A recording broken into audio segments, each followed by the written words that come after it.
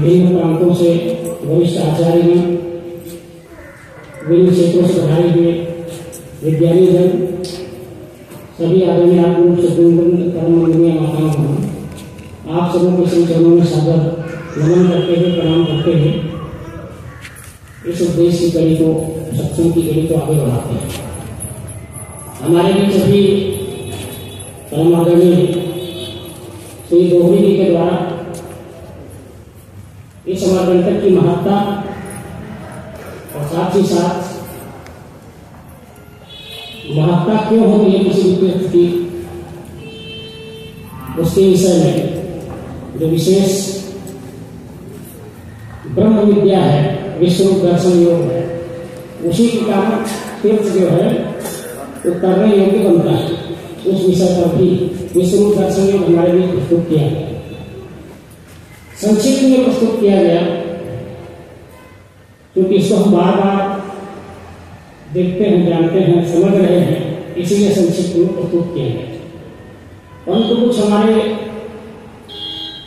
प्रथम बार कुछ आदमी यहाँ पधारे हुए हैं, उनके लिए भी थोड़ा सा विस्तार आवश्यक है, तो मैं आप सबके समक्ष उसी विषय को ही विस्तृत रूप से प्रस्तुत करूंगा।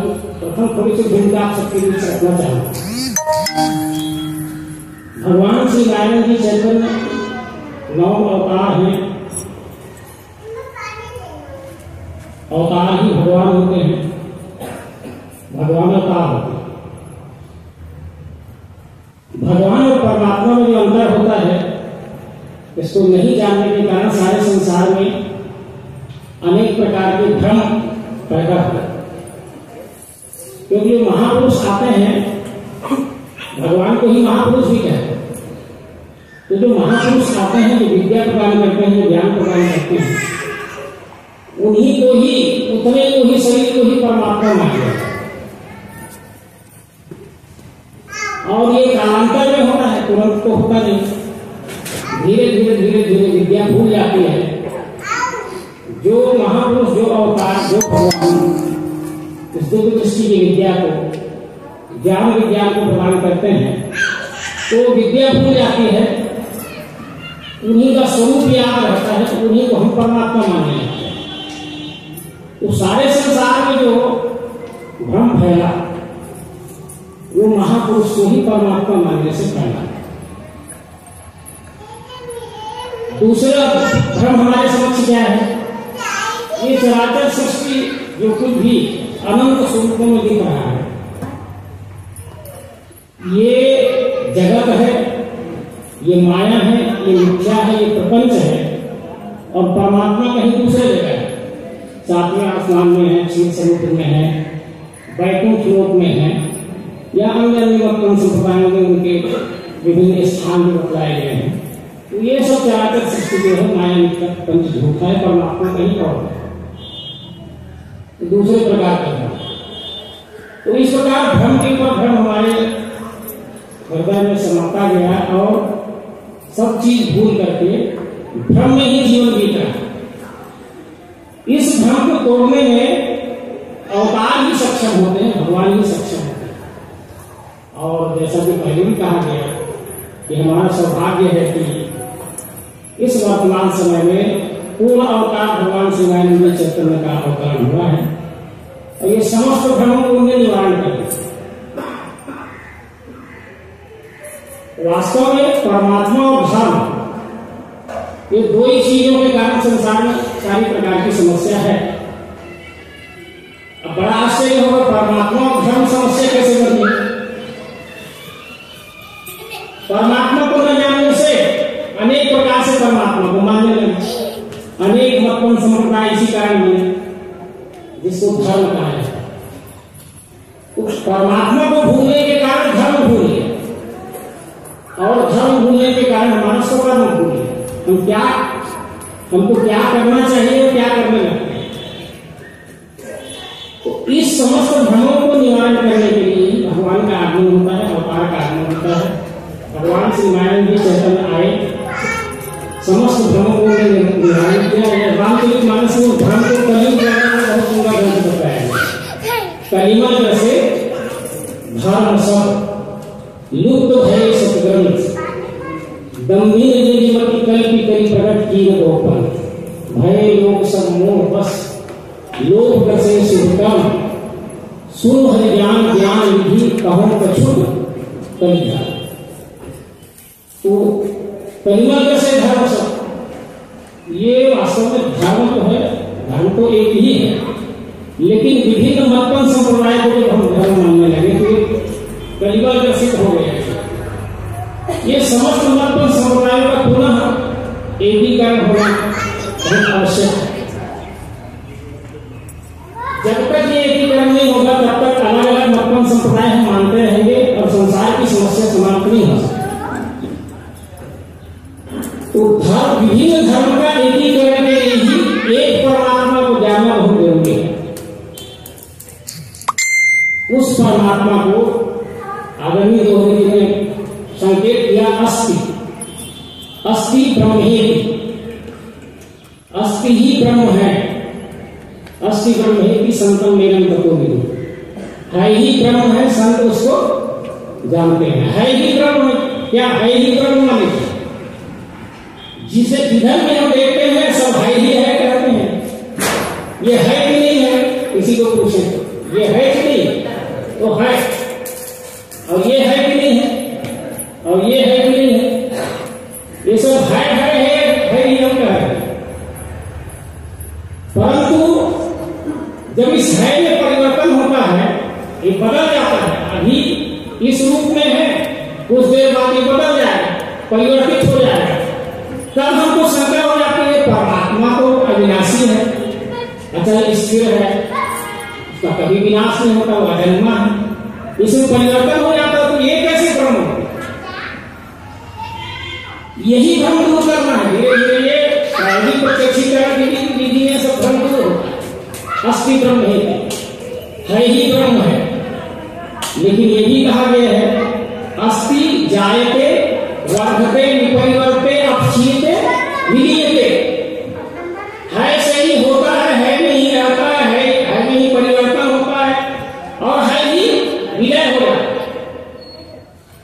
परंतु है ही रहता है में कभी कोई परिवर्तन नहीं होता। जैसे एक उदाहरण बहुत सुंदर दिया गया रामचरितमानस में, निर्गुण ब्रह्म सगुण है कैसे, जल ही वास्तव विलग नहीं वैसे। जैसे यहाँ एक बर्फ का गल्ला लाके टुकड़ा रख गए, अभी क्या क्या उसका नाम, वो है कि नहीं, पहले तो है कि नहीं है, अस्तित्व में धीरे धीरे वो है जो है वो परिवर्तित हो जाए, तो क्या बन जाएगा, तो विनाश हो गया, तो पानी क्यों बन गया, विनाश हो गया माने कुछ भी नहीं रहना चाहिए, केवल परिवर्तित हुआ और परिवर्तित होकर पानी बन गया, वो है कि नहीं है। अगर पानी को किसी पात्र में ले जाकर के हम नीचे से आग जलाएंगे तो पानी भी परिवर्तित हो जाए, क्या बन जाए, वाष्प बन जाए, कि समाप्त हो जाए, समाप्त हो जाता तो समुद्र का पानी वाष्प बन के बादल बनता है, वही फिर पानी के रूप में गिर जाता, तो वाष्प बन गया, और वाष्प धीरे धीरे ठंडी होगी तो फिर पानी बन जाएगा, और ज्यादा ठंडी होगी तो क्या समाप्त हो उसमें, नाम रूप दुई ईश उपाधि सुनि गुण भेद सुसामर्थ्य। नाम और रूप जो है ईश्वर के ऊपर उपाधि है, उपाधियां बदलती जाती हैं, अस्तित्व तो हमेशा रहता है। दूसरे शब्दों में इसको संत कबीरदास जी ने कहा कि है कहूं तो नहीं है, नहीं कहूं तो है, और है नहीं के बीच में जो कुछ है तो है कहूं तो नहीं है। मैं अगर उसको बर्फ कहता हूं तो बर्फ नहीं रह जाता, नहीं हो जाता है, पानी बन जाता है, और नहीं कहूं तो है, पानी के रूप में तो है ही, और है नहीं के बीच में जो कुछ है सो है ही है, तो दिख रहा। इस है को कहा गया है ओम पूर्वा ब्रह्म पश्चात ब्रह्म दक्षिण पार्श्वोत्तरे अधः च ऊर्ध्वं च प्रसृतम् ब्रह्म वेदम विश्वमिदं वरिष्ठम। वही है, आगे दिख रहा है कि सिवा क्या दिख रहा है, लेकिन है तो चूंकि एको हम बहुश्याम, एक ही अनंत स्वरूपों में दिख रहा है, इसको हम मिश्री है कर रहे हैं, तो मिश्री में आपको परिवर्तन उदय का से दिख रहा है, बदलता है, दूसरे स्वरूप में बदल जाता है, फिर दूसरे स्वरूप में बदल जाता है, ऐसा लगता है इसका विनाश, और फिर ये कभी कभी नहीं भी दिखता है, वास बन गया तो नहीं पिघल करके बात करो। और एक दूसरा उदाहरण देखिए, मैं यहाँ अमरकंटक में हूँ, तो मेरे को क्या दिख रहा है, बड़े रूप में देखिए इसको, देश का नाम क्या है, भारत। मैं मेरे को भारत दिख रहा है कि नहीं दिख रहा है, कि नहीं दिख रहा है, और दिल्ली वाले को भारत दिख रहा है, और बम्बई वाले को बॉम्बे वाले सबको भारत ही दिख रहा है, उसको भी भारत दिख रहा है, मेरे को भी भारत दिख रहा है, उसको भी भारत, सबको भारत ही भारत दिख रहा है। अब इसको दूसरे रूप में विश्व की दृष्टिकोण से देखिए, भारत से दूसरे देश में जाएंगे तो भारत में दिखेगा, अमेरिका दिखेगा, रूस दिखेगा, पर विश्व की दृष्टि से देखिए, ब्रह्म एवं विश्व इदम वरिष्ठम, ब्रह्म एवं इदम विश्व इदम वरिष्ठम, ये विश्व ही ब्रह्म है, विश्व ही वरिष्ठ ब्रह्म है। तो विश्व ब्रह्म है तो कहीं भी जाइए विश्व दिख रहा है, सब जगह विश्व ही दिख रहा है क्यों? तो विश्व के दिखने में कभी भी कोई अभाव नहीं होता, और विश्व कभी समाप्त हो जाता है। विश्व के दृष्टि से देखिए, छोटा छोटा चीज बदलता हुआ हमको दिखता है उसके अंतर, लेकिन विश्व की दृष्टि से देखिए तो विश्व न कभी पैदा होगा और न कभी वो समाप्त होगा। विश्व था, विश्व है और विश्व रहेगा, पर विश्व अनंत स्वरूपों में दिख रहा है। जैसे भारत मेरे को यहाँ दूसरे स्वरूप में दिख रहा है, दिल्ली वाले को दूसरे स्वरूप में दिख रहा है, बॉम्बे वाले को दूसरे स्वरूप में दिख रहा है, पर दिख रहा है भारत। उसी प्रकार एको हम बहुश्याम, विश्व एक ही है, पर वही अनंत स्वरूपों में दिख रहा है। विश्व ही परमात्मा है, जो तबे जति करने जति तद दूरे तदवंती तदंतर सर्वस्व तद सर्वस्व, वो पास से पास है और दूर से दूर है, वो सबके अंदर है और वही सबके बाहर है। तबे जति करने जति, वही बदलता हुआ दिख रहा है और वही अचल स्थिर दिख रहा है। तो जो धर्मशास्त्र है हमारे, वो धर्मशास्त्र को हम अनेक बार पढ़ते हैं, पर ये स्वरूप हमको ध्यान में नहीं आता। क्यों ध्यान में नहीं आता? कई बार पढ़ते रहते हैं, रामचरितमानस कई बार पढ़ने के लिए, कभी हमको उसमें ध्यान में नहीं आया कि गोस्वामी तुलसीदास जी कहते हैं कि जय चेतन जीव जगत सकल राम में ध्यान, 1500 के पद कौन सदा जो लिखा, उस पर हमारा कभी ध्यान नहीं आया। पढ़ के निकल जाते हैं जरूर, पाठ करके कई बार रामचरितमानस का पाठ होता है, पर कभी विशेष ध्यान दिया गया कि कैसे गोस्वामी तुलसीदास जी कहते हैं जड़ चेतन जीव सकल राम में, निज प्रभु माय देख जगत का संकरण, सातम संपूर्ण देखा मुझसे अधिक संकर ले, सो अनन्य जाते असमति करे हनुमंत, मैं सेवक सचराचर रूप राशि हूँ। तो ये क्या है वास्तव में, जब तक तत्वदर्शी सदगुरु से तत्व दृष्टि नहीं प्राप्त होती है, दिव्य दृष्टि प्राप्त नहीं होती, तब तक इस विशेष चीजों में हमारा ध्यान नहीं जाता। जब ये बोध प्राप्त हो जाता है तत्वदर्शी सदगुरु से, तब वो चीज हमको दिखने लगता है स्पष्ट रूप से, और निश्चित रूप से विश्व हमको प्रत्यक्ष दिख रहा है। यही विश्व परमात्मा है। इसी विश्व के संबंध में कहा गया है कि उस परमात्मा के अनंत सिर है, तो हमको समझ में नहीं बात, उस परमात्मा के अनंत सिर है। तो हम देखने लगते हैं कि कोई एक आप ऐसा व्यक्ति होगा जो अनंत सिर लिए हुए घूमता होगा, ऐसा परमात्मा हमको मिल जाएगा, जिसके अनेक पैर होंगे, अनेक पेट होंगे, अनेक पीठ होंगे, ऐसा परमात्मा हमको कहीं मिल जाएगा। ऐसा लगता है अनंत बाहु दैवत्म, अर्जुन ने क्या देखा? अनंत बाहु दैवत्म श्याम सर्वतो अनंत रूपम न अंतम मध्यम पुरस्वादी पश्यामि विश्वेश्वर विश्वरूप। अर्जुन भी कहते हैं कि मैं विश्वरूप देख लिया जिसके अनंत सिर है। तो विश्व कितना है? विश्व एक है, पर ये सब सिर कितने हैं बताइए? आंगिक दृष्टि से ये सब सिर उसी के हैं, और सब हाथ किसके हैं, सब पैर किसके हैं? ये तो अनंत सिर, अनंत हाथ, अनंत पेट सब उसी के हैं। जो धर्म ग्रंथों में बातें कही गई है वो समस्त श्लोकों का यथार्थ यदि समझना है तो ये प्रायोगिक प्रत्यक्षीकरण की विधि को समझना ही पड़ेगा। ना अन्य पंथा विद्यते है, ना कोई दूसरा रास्ता नहीं, समझ ही नहीं पाएंगे निश्चित रूप से, कई बार धर्म ग्रंथों में पढ़ेंगे। इसलिए प्रायोगिक प्रत्यक्षीकरण विधि को जानना बहुत जरूरी है। यही प्रकट करने के लिए अवतार का आगमन होता है, भगवान का आगमन होता है। भगवान इस अध्यात्म विद्या को प्रकट करते हैं जब वो विद्या सबके हृदय में आती है, तब निश्चित रूप से विश्वरूप दर्शन होता है। जैसे अर्जुन को हुआ, भगवान श्री कृष्ण ने दिव्य दृष्टि दी तो अर्जुन को विश्वरूप दिखने लगा। उसके पहले क्यों नहीं देखे? उसके पहले तो भगवान श्री कृष्ण को देख रहे थे ना। हम समझते हैं भगवान श्री कृष्ण के अनेक सिर निकल गए, अनेक हाथ दिखने लगे, अनेक पैर दिखने लगे, वो स्वरूप बढ़ गया उनका, विश्व का हाथ ये दिखने लगे। बात ऐसा नहीं है, बात तात्विक दृष्टि से है, तत्व दृष्टि से वास्तव में विश्व एक है, विश्व एक परम तत्व है, विश्वरूप है। इस विश्वरूप के आंगिक नाम एको बहुश्याम के रूप में हर चीज एको बहुश्याम, सिर्फ विश्व नहीं, हर चीज आप अपने आप को देखिए।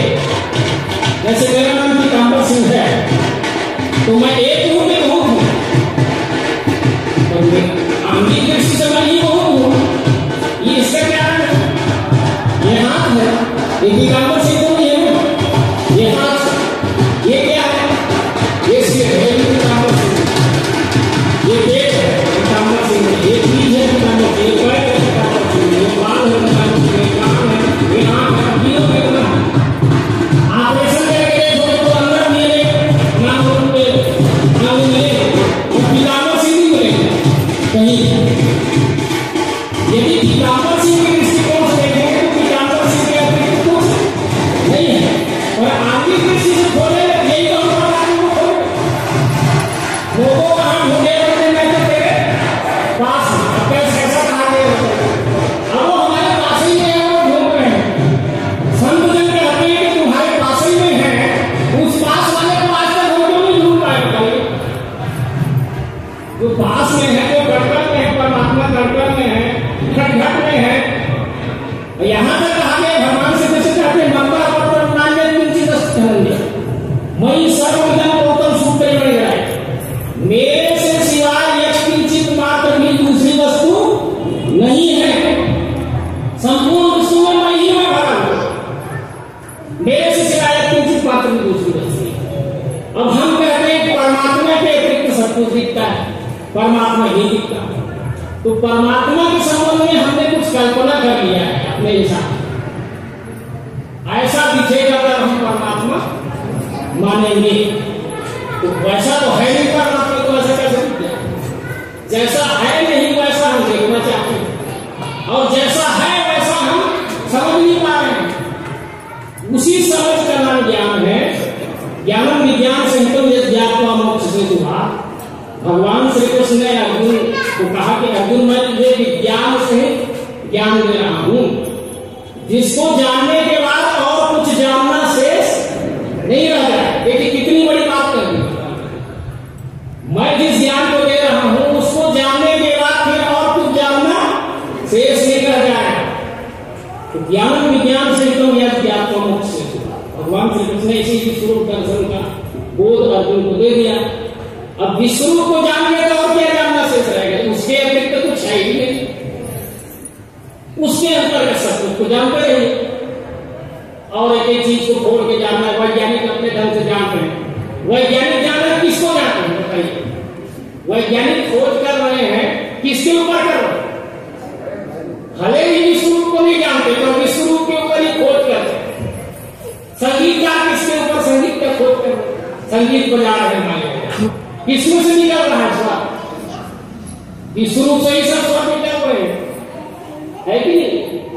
तो जो भी खोज कर रहे हैं, औषधि का खोज हो रहा है, डॉक्टर या कोई वैज्ञानिक औषधि का खोज कर रहे हैं, किसके ऊपर खोज कर रहे हैं? अरे विश्वरूप के ऊपर ही खोज कर रहे हैं।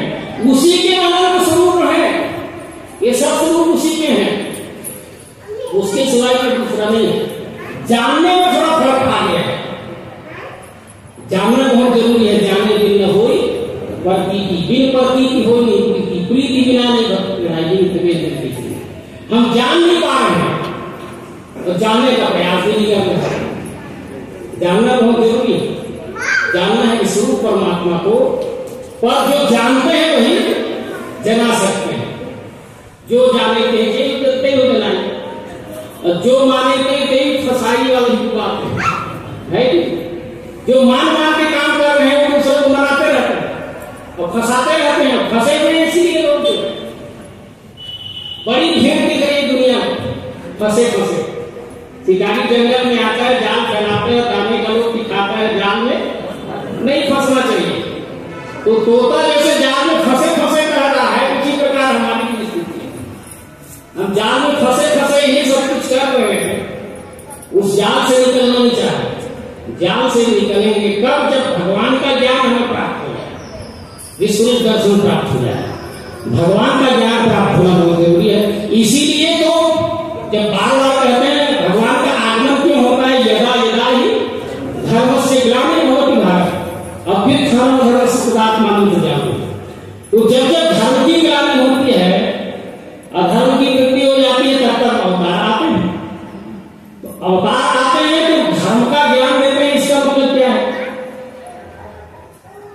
देखिए, भगवान से किसी बात को स्पष्ट करते हैं कि राज विद्या राज जो ये पवित्र निर्मोत्तम प्रत्यक्षावगमन धर्मम सुखम करती है।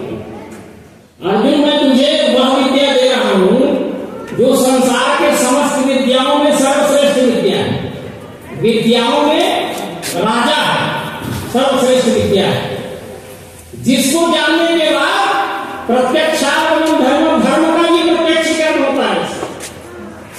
उस विद्या को प्राप्त करने के पश्चात धर्म की भी जानकारी होती है। इसीलिए परमात्मा को ज्ञान स्वरूप कहा गया है। सत्यम ज्ञान अनंतम ब्रह्म। परमात्मा सत्य है, ज्ञान स्वरूप है और अनंत स्वरूप में है। परमात्मा को ज्ञान स्वरूप क्यों कहा गया? क्योंकि ज्ञान के बिना परमात्मा को नहीं जाना जा सकता। उस ज्ञान को ही लक्ष्मण जी भगवान श्री रामचंद्र जी से पूछे थे कि कहो ज्ञान विराग और माया, कहो भगति कहो चिंताया, ईश्वर जीवन भेद प्रभु सकल को समझाए, जासे होई चरण गति शोक मोह भ्रम जाए। तो कहो ज्ञान, मुझे उस ज्ञान को बताइए। तो भगवान श्री रामचंद्र जी ने क्या ज्ञान बताया? ज्ञान की परिभाषा क्या है? ज्ञान मान जन एको नहीं और देख ब्रह्म स्वरूप सत्य। ज्ञान वह है जिससे चराचर सृष्टि में ब्रह्म का स्वरूप का बोध हो जाता है, ब्रह्म स्वरूप दिखने लगता है, यही तो ज्ञान है वास्तव। और हम क्या ज्ञान प्राप्त करें? ज्ञान प्राप्त करने के तीन स्वरूप हैं। एक है शब्द ज्ञान, और एक है लक्षण ज्ञान, और एक है लक्ष्य ज्ञान। शब्द ज्ञान में केवल जो है धर्म ग्रंथों को याद करना होगा। धर्म ग्रंथों को याद करके और उसको प्रवचन के रूप में प्रस्तुत करते हैं। जो धर्म ग्रंथ लिखे गए, संसार में जो धर्म ग्रंथ लिखे गए, वो जानकर लिखे गए कि अनजाने लिखे गए? वो सब जानकर के लिखे हैं। और हम क्या करते हैं?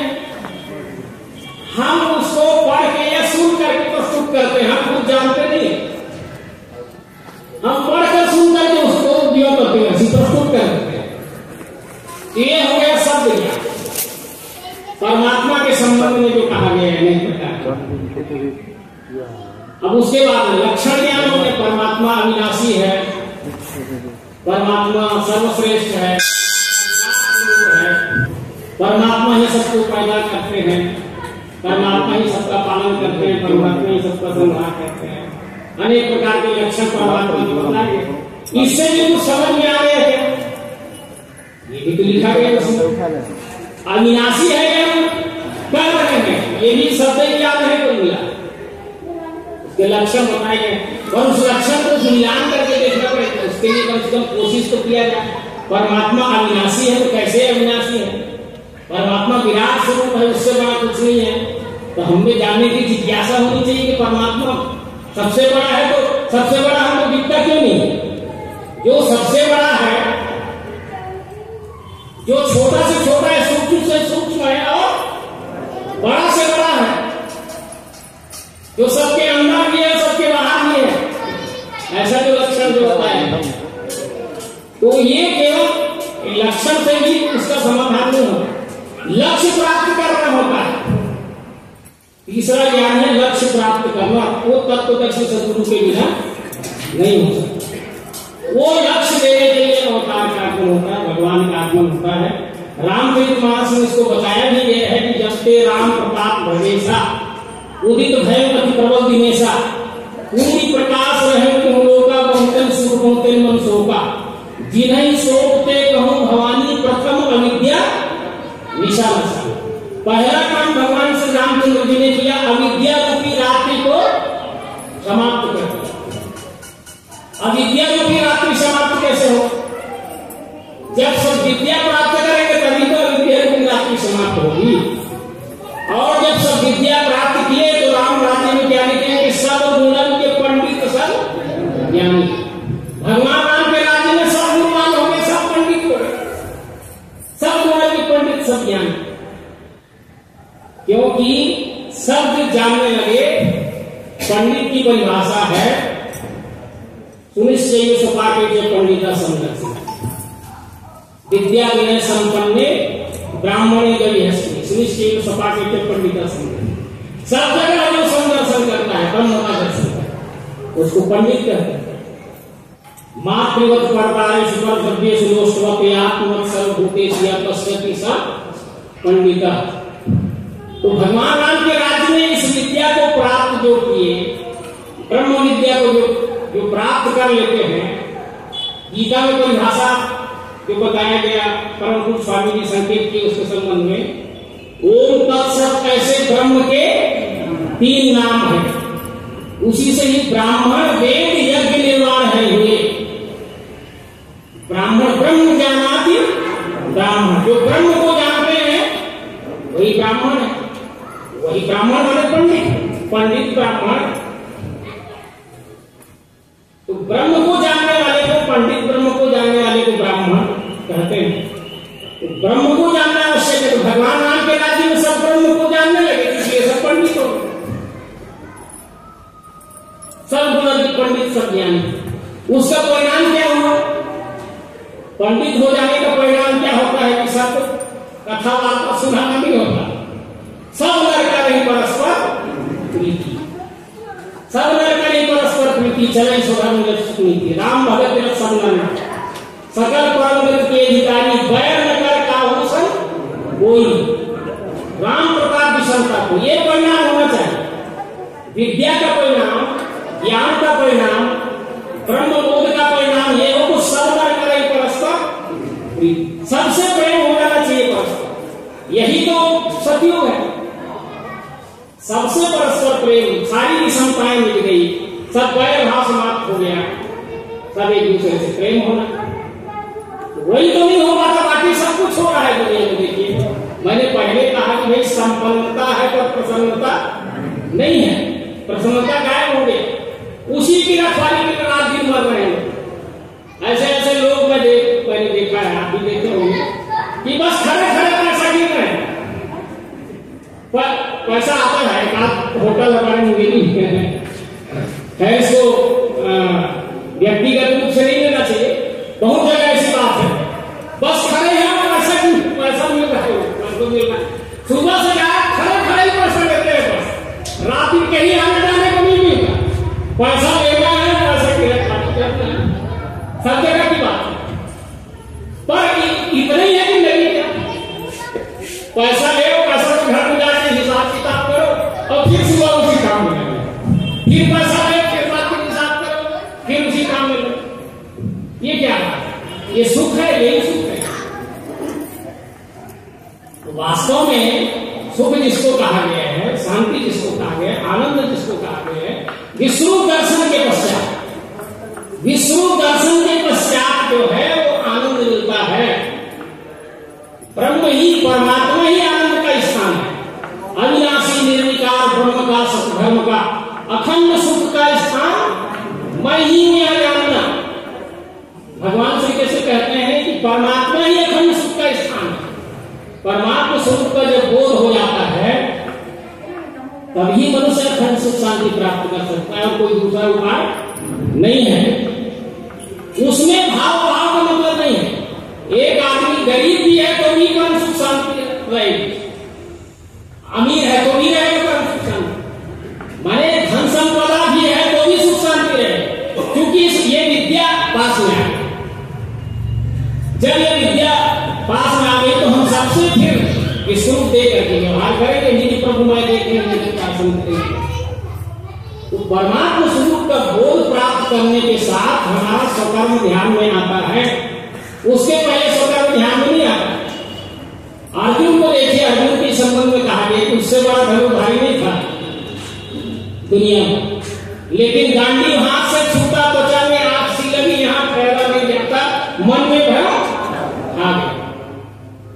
अब देखो इतने बड़े धनुर्धारी के हाथ कांपने लगे, धनुष जो है नीचे गिर गया। क्यों हुआ ऐसा? क्योंकि ये विद्या नहीं थी। विद्या प्राप्त हुआ, गया मोह मिला धर्म कृपा से आपके मुझे, और भ्रम बोल गया मैं ना करूंगा आपका, सारा भ्रम मेरा समाप्त हो गया, मैं धर्म को जान गया, स्वकर्म में आरूढ़ हो गया। अर्जुन विश्व दर्शन प्राप्त करने के बाद गया मोह मिला, मोह समाप्त हो गया। नष्टो मोहा स्थितिर्लब्धा तत्प्रसादान में आपकी स्थितोस्मिगत संदेह करिष्ये वचनम। अब आपके कहे के अनुसार मैं करने के लिए तैयार हूं। फिर भी भगवान श्री कृष्ण ने कहा अब मैं कुछ कहने वाला नहीं, भागना हो तो भाग जाओ और लड़ना हो तो लड़ो। पहले जो कह रहा था मेरा काम समाप्त हो गया, जो मुझे देना था वो दे चुका, अब तुमको क्या करना है तुम जानो। निश्चित रूप से मनुष्य को जब बोध हो जाता है, ज्ञान हो जाता है, तो मेरे को क्या करना है और क्या नहीं करना है मेरे को खुद दिखना चाहिए, तब तो ज्ञान है। और फिर बचा है किसी को बताने के लिए, फिर वो अधूरा है। ज्ञान प्राप्त करने के पश्चात भी, विद्या प्राप्त करने के पश्चात भी, और किसी के कहे अनुसार चलो, फिर विद्या मुझे प्राप्त हो गए। तो भगवान श्री कृष्ण ने कहा कि अब मैं नहीं कहने वाला, जो कहना था कह दिया। मैंने जो विद्या देना था दे दिया, विद्या आपने प्राप्त कर लिया, अब जो करना है वो खुद निर्णय ले सकते हैं। तो निश्चित रूप से इस विद्या प्राप्त करने के पश्चात एवं ज्ञापक कर्म का पूरे गुरु कर्म तस्मात्म पूरे गुरु कर्म एवं ज्ञापक, पहले जानो उसके बाद कर्म। जानना पहले जरूरी है, जानत तुम ही हो जाए, हो जाने ये सब जो है इसको क्यों हम समझ में नहीं आती बात है, समझ में आना चाहिए। सो जाना ही चाहिए, देव जलाई जानत तुम ही हो जाए। जो जानते हैं वही हो जाते हैं। ब्रह्म ब्रह्म को जानने वाले ब्रह्म ही हो जाते हैं। तो जब हम विद्या प्राप्त करते हैं, ज्ञान प्राप्त करते हैं, जब हम ये स्वरूप हमको बोध नहीं होगा तो वहां संदेह हमको होना चाहिए। इसमें तो ऐसा लिखा है कि ब्रह्म को जानने वाले ब्रह्म ही हो जाते हैं। ब्रह्म हो जाने का मतलब कुछ दूसरा ही समझते हैं। ब्रह्म हो जाने के वाले मतलब ये समझते हैं फिर वो यहाँ नहीं रहता, वो कहीं और चले जाते। ऐसा लोगों के मन में बातें आती है। इधर उधर जाना नहीं होगा, रहते यही है, सब कर्म यही करना पड़ता है। भगवान भी यही पैदा हुए, यही सब कर्म उन्होंने किया, यही कर्म करके कर्म से उपदेश दिया जाता है, कर्म से ही उपदेश मिलता है। जितने अवतार होते हैं, महापुरुष होते हैं, वो केवल बोलते नहीं है, कथनी करने में उनकी भिन्नता नहीं रहती। जो कहते हैं वैसा काम करके दिखाते हैं। तो निश्चित रूप से हम सबके लिए ये उद्देश्य है। हम केवल ज्ञान करते हैं तो ज्ञान कहने बस का मतलब नहीं है। स्वामी जी कई बार पूछते हैं कि ज्ञान प्राप्त क्यों किया आपने, पूछते हैं ना ज्ञान क्यों प्राप्त किया, तो कुछ लोग कहते हैं दूसरे को ज्ञान देने के लिए। तो ज्ञान प्राप्त कर लो और दूसरे को दे दो, पूरा आचरण करो, है ना। इसका मतलब ये हम कहीं से ज्ञान प्राप्त कर लें और दूसरे को दे दें, अपने लिए नहीं है। तो ज्ञान इसलिए प्राप्त करते हैं कि हम खुद आचरण में प्रवृत्त हों, अपने आचरण से हमें उपदेश मिलना चाहिए। तो भगवान क्यों आते हैं? आचरण से उपदेश देते हैं।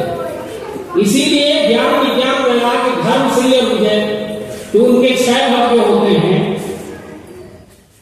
श्री का अर्थ होता है सब आचरण का तत्व उनमें रहता है, आचरण का तत्व उनमें रहता है, अपने आचरण से सबको उपदेश प्रदान करते हैं। ज्ञान विज्ञान तो रहता है, ज्ञान विज्ञान रहता है इसलिए तो आचरण में आता है। तो ज्ञान हम इसलिए प्राप्त करते हैं आचरण में लाने के लिए। तो इस प्रकार यह बोध, यह ब्रह्म बोध हम सबको प्राप्त करना है, मानव मात्र को प्राप्त करना आवश्यक है। ये ज्ञान जब तक प्राप्त नहीं होगा तब तक मानव कहलाने लायक नहीं रहेगा। इस बात को भी समझ,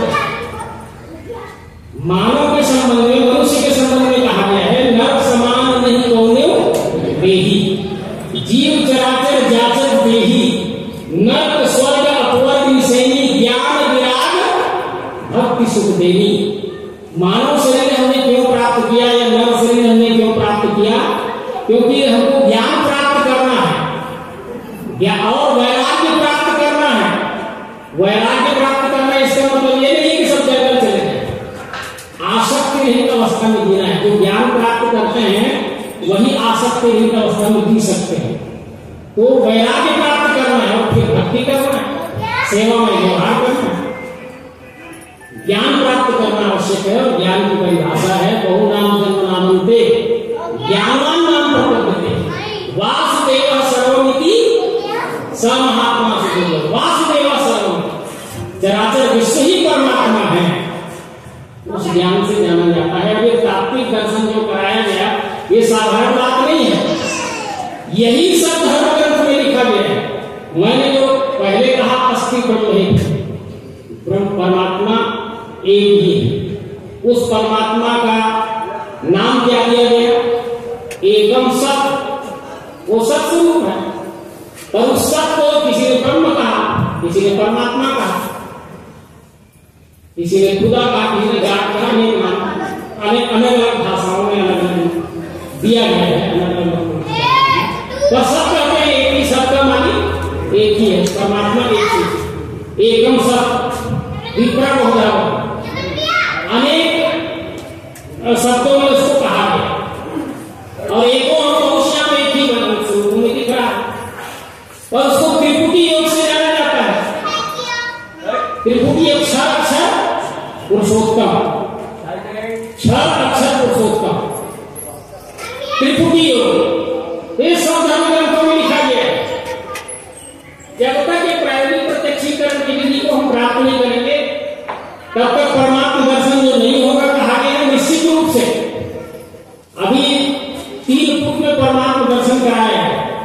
5 ज्ञानेंद्रिय और मन से जो स्वरूप दिखता है सारे संसार में, इसे ही क्षर कहते हैं, सगुण कहते हैं, साकार कहते हैं, क्षेत्र कहते हैं, अपरा कहते हैं, माया कहते हैं, प्रकृति कहते हैं।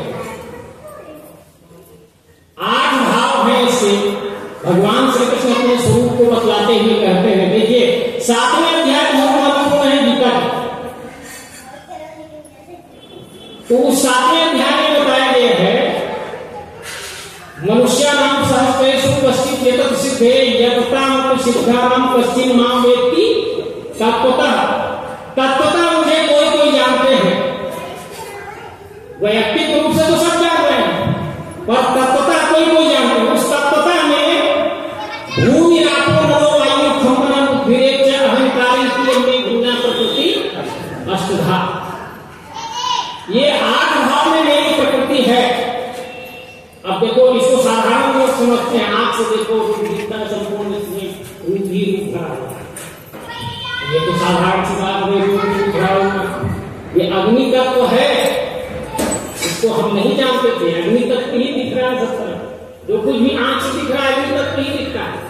रूप भाव त्वचा से स्पर्श जो हो रहा है वायु तत्व का ही दर्शन हो रहा है। यही तो भगवान श्री कृष्ण ने अर्जुन को दर्शन कराया।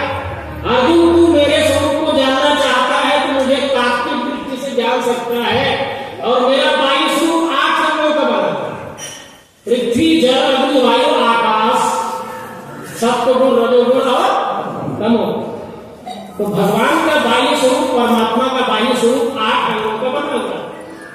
और परमात्मा कण कण में है, तो कण कण में 8 रंग दिखना चाहिए। ईशान में 8 रंग कैसे दिखेगा? वही तो बताया गया, साधन धाम मोक्ष कर द्वारा पाए नहीं पर मोक्ष। साधन का धाम है हमारा जीवन, मानव जीवन साधन का धाम। कौन सा साधन है?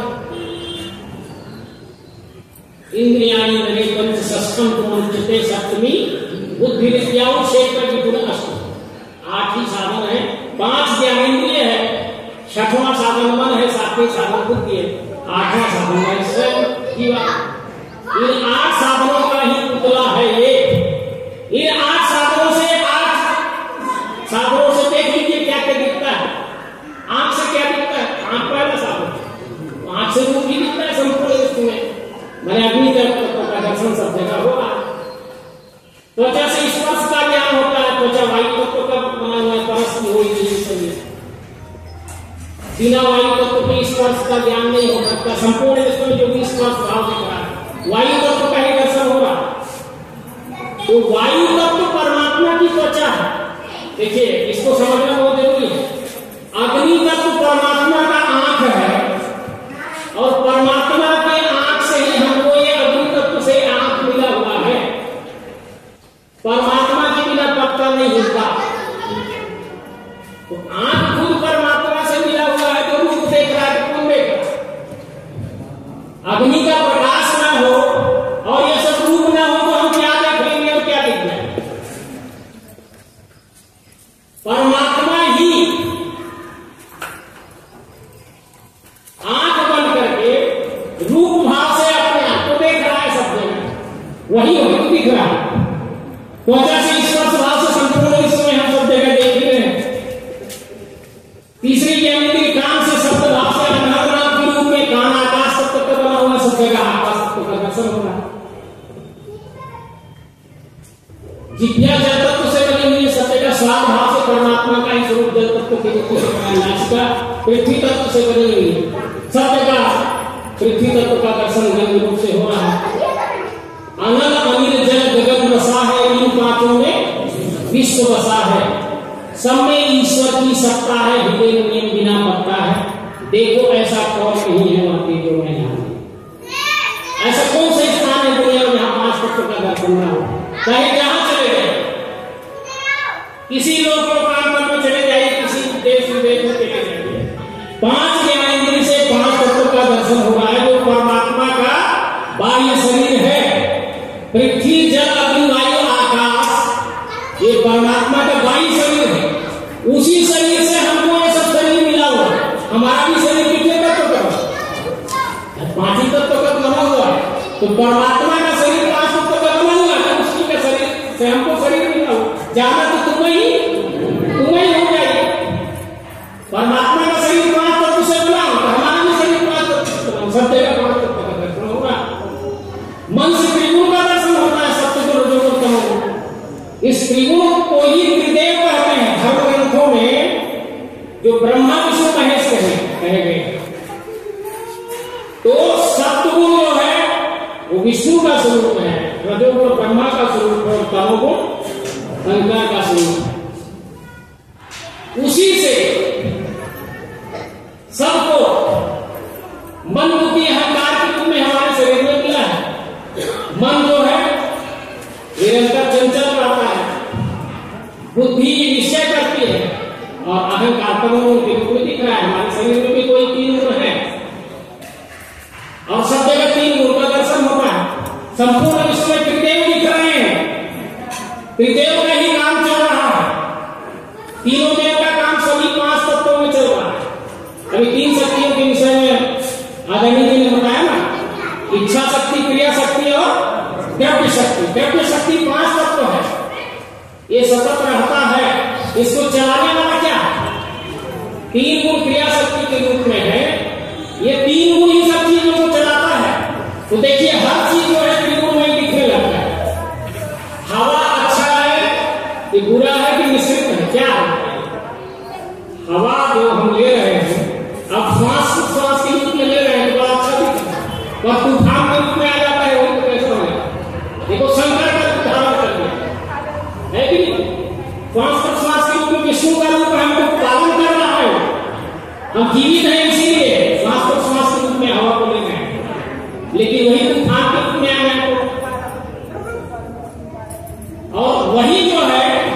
पानी को इधर उधर ले जाने का काम करता है। बहुत आकाश में जो पानी है गिराता तो हवा आता है, वही जो हम उत्पादन होता है फसल में। तो ब्रह्मा विष्णु महेश रूप में हवा भी काम कर रहा है, पानी भी काम कर रहा है, अग्नि भी काम कर रहा है, त्रिगुण पांचों तत्वों में काम कर रहा है देव के रूप में। सब जगह तीन गुण है।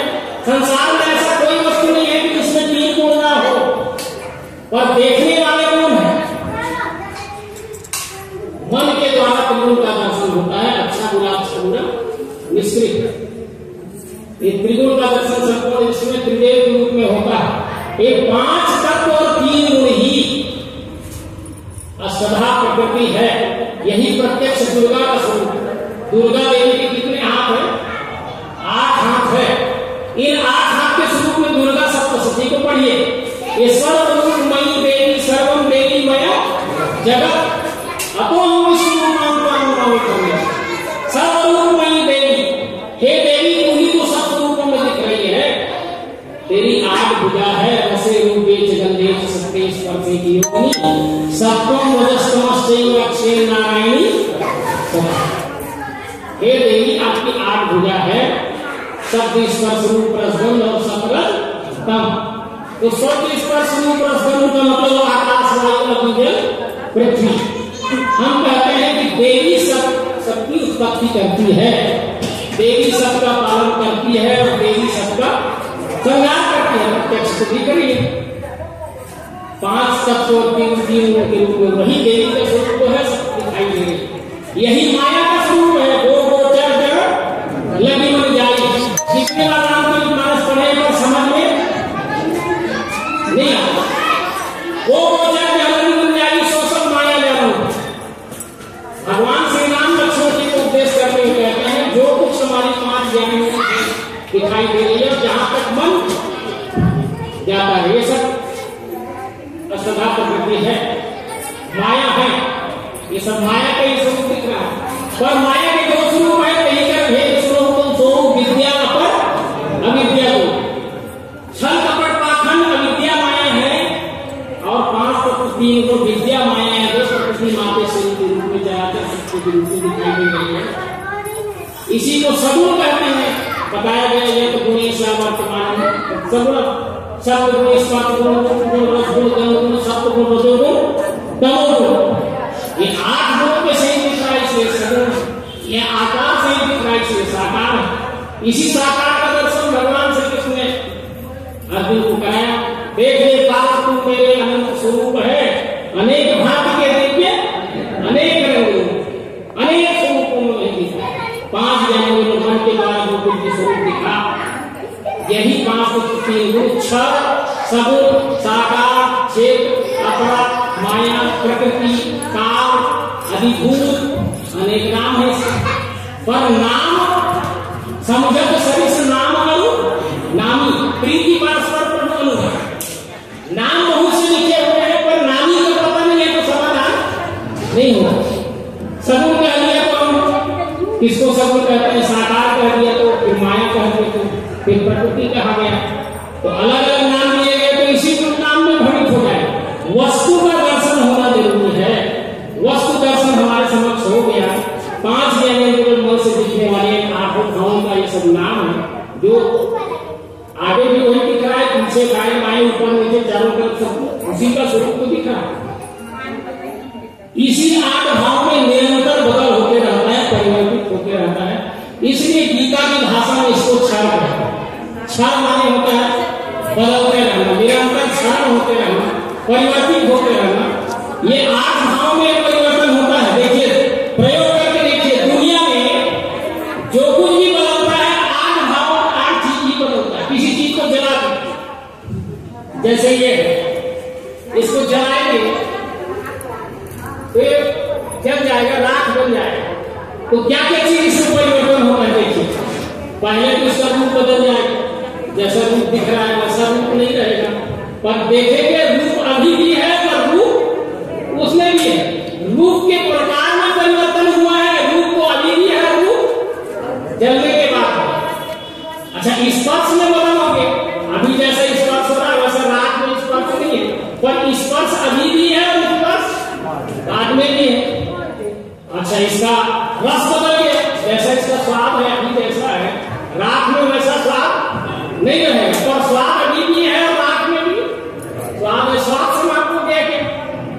क्योंकि वो तत्व है, तत्व कभी समाप्त नहीं होता। तत्व अब भी है, तब भी वो रहेगा। शब्द, स्पर्श, रूप, रस, गंध, ये पांचों चीज बदल करके रहते ही हैं और त्रिगुण भी बदल जाते हैं। अभी स्वागत करने के लिए तो ये है, बर्तन में मानने के लिए राख भी नहीं है। राख भी अच्छा लगता है कि नहीं? राख में तो राख भी अच्छा है, ये भी अच्छा है। और इसी से किसी को मार में कभी बुरा लगने लगे। फूल तो है तो किसी के आंख में लग गया। अच्छा बुरा और अच्छा बुरा मिश्रित अभी भी है, और राख भी अच्छा बुरा और अच्छा बुरा मिश्रित करती है। तो 5 तत्व 3 गुण अभी भी है, उसमें राख में भी है। और ये 5 तत्व 3 गुण के प्रकार में ही परिवर्तन होता है, पर अभी भी रहता है, बाद में भी रहता है। राग भी परिवर्तित हो जाए तब भी वो रहता ही है। क्यों रहता है? क्यों रहता है यदि कहेंगे तो बुद्धि के बल से होंगे अस्तित्व सिद्ध वस्तु का। आंखों से देखना चाहेंगे, बुद्धि के कारण